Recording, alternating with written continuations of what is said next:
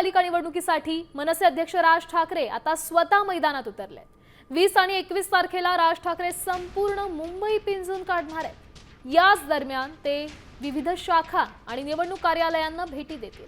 विशेषतः अमराठी मतदारांचे प्राबल्य असलेल्या मतदारसंघावर मनसेचे विशेष लक्ष असेल। कार्यकर्त्यांचा उत्साह वाढवण्यासाठी आणि निवडणुकीचं रणशिंग फुंकण्यासाठी राज ठाकरे यांचा हा 2 दिवसीय मुंबई दौरा अत्यंत महत्त्वाचा मानला जातो।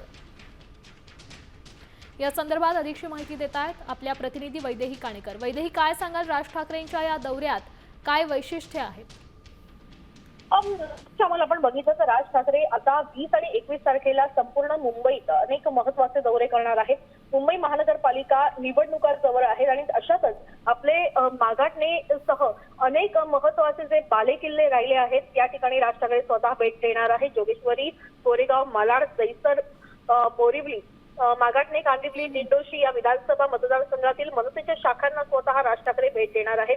मनसेचे हे बालेकिल्ले राहिलेले आहेत, त्याच्यामुळे पुन्हा एकदा या ठिकाणी मनसेचे नगरसेवक कशा पद्धतीने निवडून आणतील यासाठी एक रणनीती आखली गेलेली आहे आणि त्यासाठी पूर्व उपनगर, उत्तर मुंबई, दक्षिण मुंबई इत्यादी सह अनेक महत्त्वाच्या शाखांना राज ठाकरे या 2 दिवसांमध्ये भेट देणार असल्याची माहिती मिळते। वैदेही, धन्यवाद दिलेल्या या सविस्तर अपडेटसाठी।